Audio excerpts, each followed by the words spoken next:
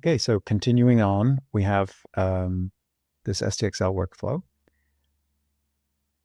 You could, if you had saved your 16 gigabyte or whatever gigabytes it is, Flux files in your checkpoints folder. So that would be,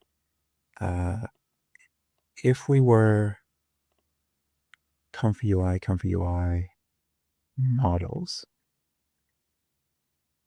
checkpoints. This is where my STXL model is, 6 gigabyte. And I put my Flux models in this diffusion models folder. But if I had to put the diffusion model into my checkpoints folder, then this workflow, I could just select Flux and it would work. It would work fine. But there is a limit on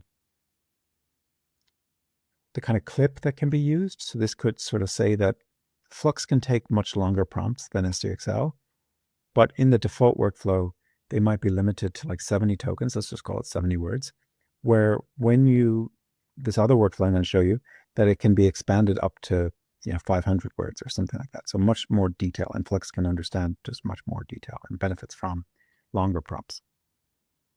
So instead of load checkpoint, I'm going to do load diffusion model.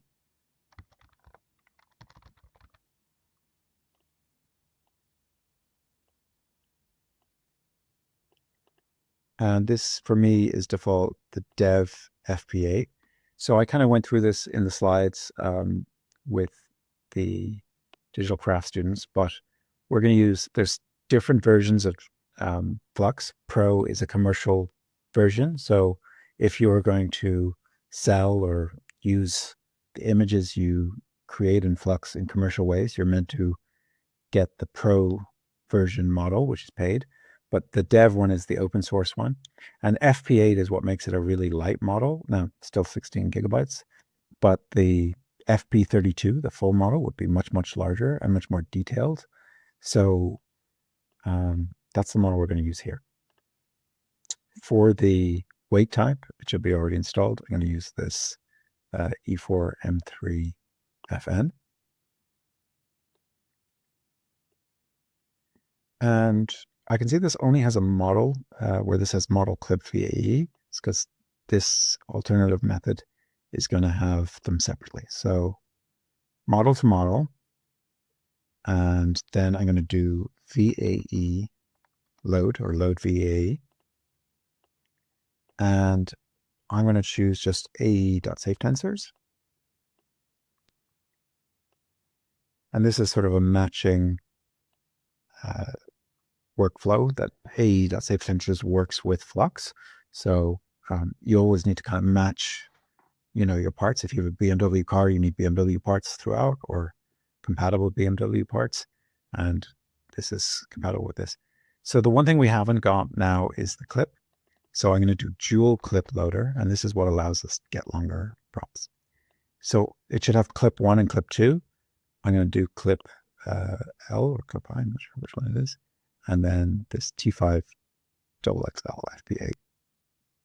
Change type to Flux. And I think that can stay as default.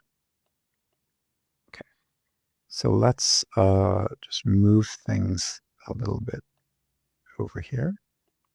This is all wirelessly controlled out of here. So, and then let's make these all yellow. And I'm no longer going to use this load checkpoint from the checkpoints folder, but I do need to expand these prompts in order to get access to connect the clip.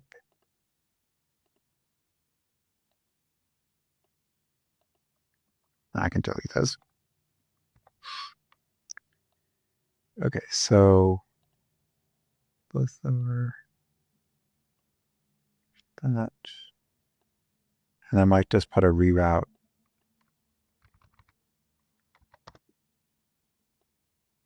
on this. Okay. And in the workflows that I've uploaded to the drive, I've done them maybe much neater. I'm not going to waste time sort of organizing everything on a grid here. But that's, I think, I'm just going to press play. Hopefully it works. But now this is loading in this flux model. And if I have everything right, we're still using the same combinatorial prompt as the previous example. And calculating the image.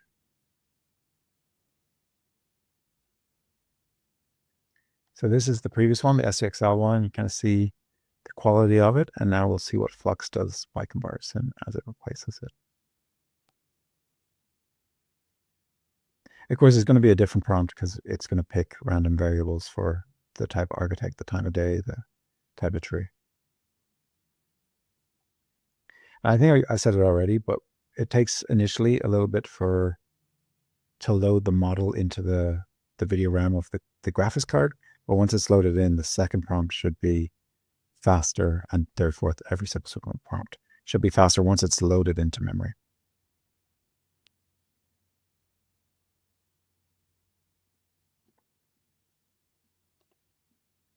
I can also see in my terminal how far it is. So it's currently at 17 steps out of 20, 18 steps out of 20, 19, and now it should be baked.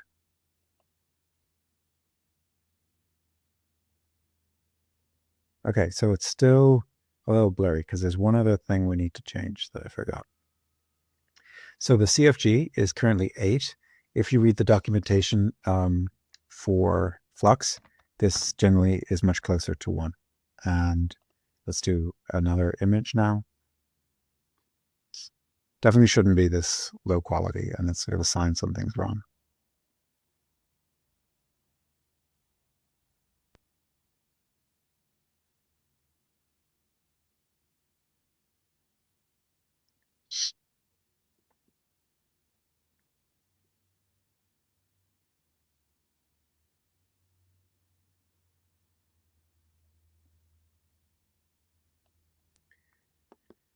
And in the terminal, it sort of says how many seconds it took for different things to happen. So I can see 20 steps here took 42 seconds. Okay, so now we have more a Flux image, which is better. And this is a translucent glass brick parametric 5-4 townhouse designed by Jean Nouvel at midday with weeping willows trees outside. So definitely got the weeping willows. And if you think this looks Jean Nouvel-ish, I don't know, he uses a lot of red in a lot of buildings, but I guess not always. Okay, so that's save that as, let's say, your Flux model. And yeah, I'm going to go in the next video, we'll look at depth and image to image workflows.